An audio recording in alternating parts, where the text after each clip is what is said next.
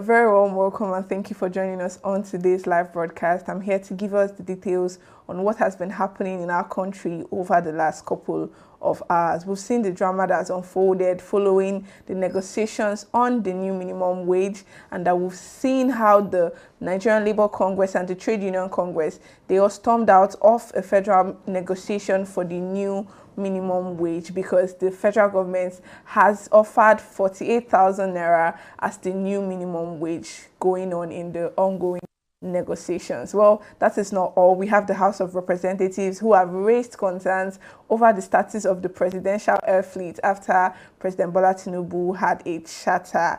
That is also not all. And we're also taking reactions coming from this because some netizens seem to believe that this is a ploy for the government to actually spend another set of, taxpayers' money on something very, very frivolous. And this is not particularly all that we have to say, but stay with us. We're going to bring you the details of what exactly has been transpiring in the country. Well, talking about the Nigerian Labour Congress and the wage, new minimum wage, we have them, they worked out on the federal government considering the fact that the federal government has offered 48,000 naira as the new minimum wage, which is coming from 615,000 that they have proposed initially. Some of them think it is an insult and that the federal government is not showing any form of seriousness to actually attend to their plight. Let's take a listen to the interview the Trade Union Congress president in the person of Frank Osifo and what he had to say as to the reason why they walked out of these negotiations. Let's hear him and what he said.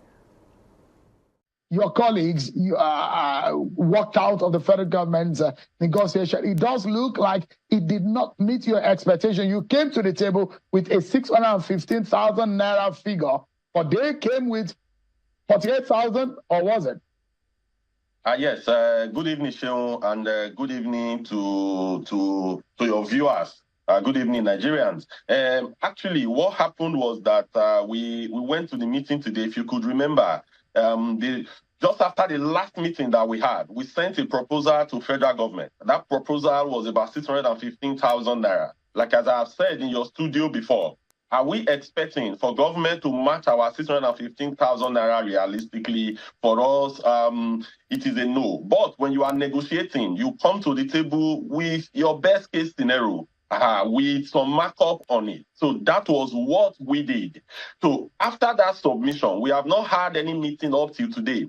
So in the meeting of today, we now made a presentation from the organized labor justifying what we have submitted. So from the government angle, they also made a submission from their angle that what they could offer is 48,000 naira. Then from the organized private sector, they also did a presentation that it should be 54,000 naira. So we asked some salient questions. Okay, just to first of all add that in the organized private sector presentation, they actually added that the least paid worker today, averagely, is around 78,000 naira for the organized private sector. So for us, we now said, okay, if that is the case, then why are you not starting from there? If realistically today, what is obtainable in your end from your own presentation is about 78,000 naira. So that should be the minimum you should start from. Then we will not start negotiating from there. We also told government, federal government, first, that how did you come to this 48,000 naira? Can you give us a breakdown, supported by data, supported by the reality of today, looking at where we are today in terms of inflation? So somebody that earns 48,000 naira, kindly tell us, how do you want this person to spend the money? Show us how much is it to pay for food. Show us how much is it to pay for transportation. Give us the breakdown that's going to pay for his child or his children's school fees. So give us this breakdown. Let us understand the rationale behind your 48,000 naira. Because on the part of labor, we came with the breakdown. So we asked government to give us that breakdown, so they couldn't give us the breakdown. It's against that backdrop that we felt that they were not prepared and that they were not ready. That was why we walked out from the negotiation. Well, very salient points, because truly Nigerians need to know the rationale behind the new 48,000 naira that the federal government is proposing. He raised very important points, because if someone is earning 48,000, considering the current economic realities that we found ourselves in as a people due to, you know, anti-people policies of the new government, how do you intend for them to actually survive on this particular new minimum wage? So I think they're very well, you know, within their rights to actually react the way they reacted, because it goes beyond just coming out to name some sort of you know, bizarre amount and say this is what we're going to pay you. Are you taking into cognizance the fact that everything is triple the original prices of what it has been? I mean, even the 30,000 naira minimum wage, that the past one that expired last year, there are still you know, states that are still not paying the current minimum wage. And so it's just really sad. We're talking 48,000, but in the reality of things, how much is one bag of rice? What would that do? If you now pay attention to the fact that some of these people who are working have families to feed, children to take care of, school fees, transportation, fuel, and every other thing that is needed to, you know, be done, what is the federal government doing to make sure that the lives of their citizens is actually better? So I understand the you know, plight of the Nigerian Labour Congress and the plight of Nigerian workers generally, because it is just very funny. If you say this is what you're offering, walk us through the thought process and the rationale behind this price that you're actually stating. Does it, you know, reflect the current situation of things and the current situation where Nigerians have found themselves? It is really, really appalling to see that, and we have people taking millions and trillions and billions of naira without anybody holding them accountable. But when it gets to the part of making sure that workers' welfare is, you know, seen to, we have them actually naming very funny prices, because this 48,000 is less than 50,000 naira, and with this current economic climate, we know what 50,000 naira can do and what it cannot do. Well, moving on, we actually have the Nigerian Labour Congress president in the person of Joe Ajero. He actually shared his thoughts on this. Let's take a soundbite from exactly what he said and how disappointed they are as the negotiations are unfolding. Congress and the Regional Congress of Nigeria expressed this profound disappointment as negotiations are the tripartite minimum wage issued today will reach an unfortunate impasse as a result of the apparent obscureness of the government to engage in reasonable negotiation with Nigerian workers, despite earnest efforts to reach an equitable agreement. The less than reasonable action of the government and the organized private sector has led to a breakdown in negotiations. The government's proposal of a paltry 48,000 naira as the minimum wage does not only insult the sensibilities of Nigerian workers, but also falls significantly short of meeting our needs and aspirations. In contrast, organized private sector proposed an initial offer of 54,000. Though it is worth noting that even the least paid workers in the private sectors receive 78,000 naira. As clearly stated by the organized private sector, highlighting the stark disparity between the proposed minimum wage and prevailing standards, further demonstrating the unwillingness of employers and government to faithfully negotiate a fair national minimum wage for workers in Nigeria. Furthermore, the government's failure to provide any substantiated data to support their offer exacerbates the situation. This lack of transparency and good faith undermines the credibility of the negotiation process and erodes trust between the parties involved. As representatives of Nigerian workers, we cannot in good conscience accept a wage proposal that will result in a reduction in income of federal level workers who are already receiving 30,000 naira as mandated by law, augmented by President Buhari's 40% peculiar allowance of 12,000 and the 35,000 naira wage award, totaling 77,000 naira only. Such a regressive step would undermine the economic well-being of workers and their families, and is unacceptable in a national minimum wage fixing process. Let me allow my colleague from the TUC to take up the prevailing policy. Thank you. In the light of this development, and in order to prevent negotiation of a wage deduction, the Nigerian Labour Congress and Trade Union Congress of Nigeria have taken a decision to walk out of the negotiation process. Well, we've seen what exactly it is that is going on. We have the federal government that has allocated 90 billion naira to subsidize Hajj, and then we're having conversations about minimum wage, and we're talking 48,000 naira. We're seeing the juxtaposition and the fact that there's a misplacement of priority. A good labor force, a working and active labor force is actually a very important part of a working democracy, and it's really, really sad that, you know, the current government is not prioritizing, you know, the welfare of workers. Well, we'll see how this minimum wage drama actually unfolds, because this committee has been set up since January this year, and we're already in the 5th month of the year, and particularly nothing tangible has come out. Well, moving on, in a new development, the federal government has announced plans to use 20 trillion naira from the country's pension to finance what they called infrastructural projects across the federation. The Minister of Finance and Coordinating Minister of the Economy, Wale Edun, disclosed this to State House correspondents after the Federal Executive Council meeting that was held on May 13th and 14th at the Presidential Villa and presided over by Chief Bola Tinubu.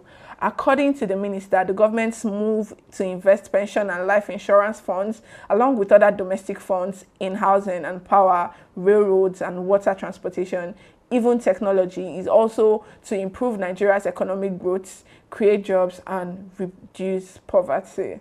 He said that these are key drivers of economic growth and they increase productivity. According to him, when you invest in them, you get increased productivity, economic growth, and job creation, which reduces poverty. He also went forward to say that this is the strategy, so it is two-pronged, and we are not pivoting towards this all-important growth. And you say where the resources come from. Nigeria is resilient. Nigerians are resilient. That is what our minister said. Mr. Edun also stressed that even before we start to look for foreign investors, we start looking to foreign funding available in Nigeria, long-term funds to fund infrastructure projects, and it is within the pension. This is what he said. We also go forward to say that he mentioned that per life insurance and investment fund industry, in quotes, he said, generally, there are offers of 20 trillion available, or much of it is in short-term funding that doesn't need to be quite sure. Money is long-term, and he noted that people save over their lifetime for their pension. The minister therefore revealed that in conversation and in consultation and also collaboration and cooperation with the private sector, we are now able to announce with the full knowledge and support of all parties that there will be an initiative to fund growth through investment in infrastructure, including housing provision of mortgages, long-term mortgages, and 25-year mortgages at relatively low interest rates. He also added that initially, of course, the government will stand by and provide some support, particularly in this era of high interest rates.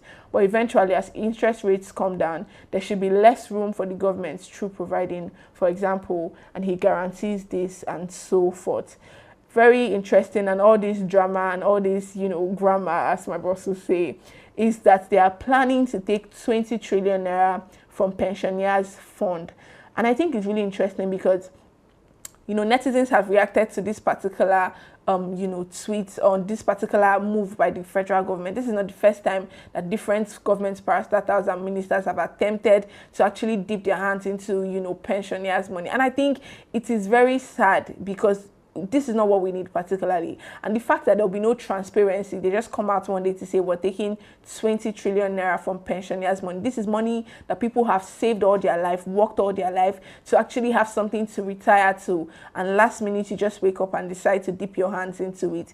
If you want to take things like this, why is there no, clear cut out, explanation of what you plan to use the money for? Because this is not the first time they've claimed to try to do federal housing and mortgaging plan. We need to actually have inflation go down first, have a proper security, you know, in the country. We need to make sure there are certain things in place before you start going on bogus adventures like this. 20 trillion naira from pensioners' money is no child's play, and we need to make sure that if there is any reason for us to go into this kind of, you know, take from this money, which I particularly don't think it is necessary, but if for any reason that, you know, they have to do this, our opinion here is that we actually have the people taking along, because this is their money. Well, this is not actually all that has been going on. David Hundeyin particularly reacted to this tweet, and he tried to point out the fact that certain people have tried previously to actually get, you know, this 15 trillion and 20 trillion, as the case may be. Well, we can't get the tweets projected at this time, but the point is the former chief of staff, who happened to be Abba Kyari, had actually tried to actually get some part of this money. Then the CBN was trying to take 15 trillion naira as at 2020, and in David Hundeyin's tweet, it sees up on his X handle, he had pointed out that certain people who had actually tried to take this money had ended up, you know, finding themselves in very precarious situations. Some of them died, right? And he's just trying to say who's next in a very, you know, funny way. But Rufai has also reacted to this particular, you know, development of the fact that, you know, there's an intention to take taxpayers' money. Well, this is from Oseni Rufai on his X handle, and he said, "Don't touch pension fund, don't touch the future." Well, this is as much as we can take, particularly on this subject. We're going to be reporting it as new information is made available to us.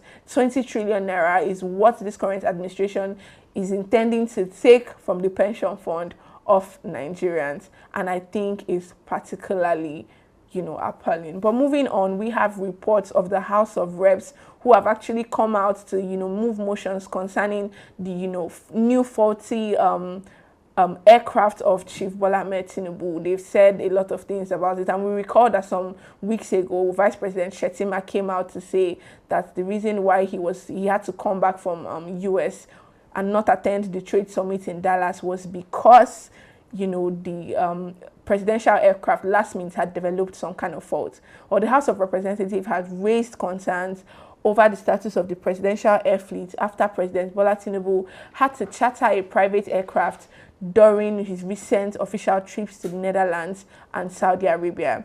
After a motion of urgent importance by lawmaker Ahmad Satomi, the House feared that this puts the security of the Chief Tinubu at risk and doesn't speak well of the country to the international community. This followed reports that a presidential jet developed faults while Chief Bola Tinubu was in Netherlands in April.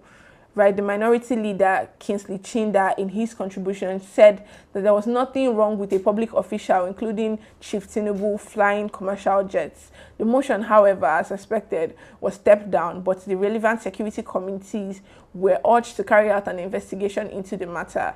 The health state of the presidential air fleet has been a source of concern of late.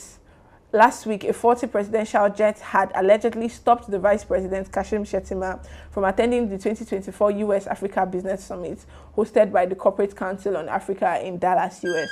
And last December, a presidential aircraft, Falcon 900B, was put up for sale by the Nigerian Air Force, asking interested persons to submit their bids for the purchase of the aircraft. Well, netizens have reacted to this particular development, and some of them think it is another ploy of the incumbent president to actually, you know, siphon money and probably just spend money on something that is, you know, very unnecessary, something frivolous once again. This is coming from the username Swagnito, and he says, the announcement of this faulty plane is more than the times Tinubu has addressed the nation over economic crisis. Well, very true. This is from Crown Stack, that's the username, and he says, make una buy jets wey una won't buy, abeg, no dey disturb person life. Well, really funny. And this is from Okoli Stephen Izuchukwu. He says, when it gets to deciding good amount for minimum wage, the masses will be reminded how broke Nigeria is. But Tinubu subsidized Hajj with 90 billion approved, 37 billion for Court of Appeal, approved 12.5 billion for custom SUVs, and he could only approve for the poor masses cybersecurity tax. airport tollgate tax, and it is a pity. Someone said, this is from Comrade Paxman, he says, if the plane is faulty, let him be patient and manage it for some time. Nigeria cannot afford a new plane now. After all, Nigerians have been patient with him since 29th May of 2023. This is coming from Queen B. The person says, doesn't Tinubu have his own private jet? Is anyone stopping him from using it?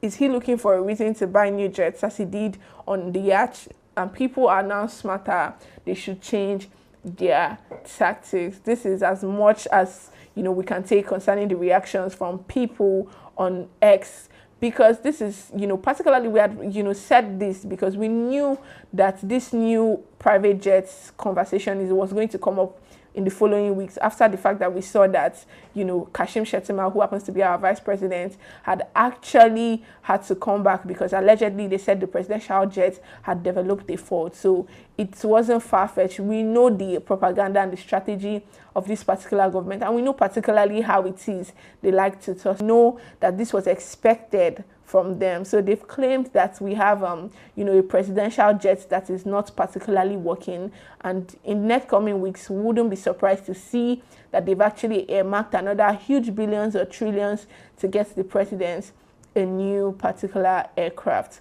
But well, that's as much as we can take on this live broadcast. Don't forget to like, share, and subscribe to this platform, because that is how you can amplify our voice at the Obedience Family TV. Thank you for joining us. And I wouldn't forget to mention before I leave the studio that the Obedience Family Cooperative is still very much active and gathering momentum in different local governments across the country. So follow the link that is going to be in the description box of this video or in the comment section, and join the WhatsApp platform to discuss on ways on how to remobilize and re-strategize against 2027. Until I come your way again, bye for now. You are the ones now who are going to, when you talk about global citizens have no tribe. You are the one who is going to abolish the tribe.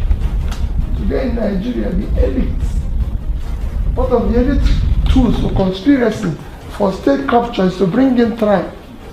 And I always ask them, show me the tribe that buys bread cheaper, so we can go to that place and buy. Show me the tribe that have 24-hour electricity, so we can go there and live. Show me the tribe that have roads that are tarred, so we can drive there.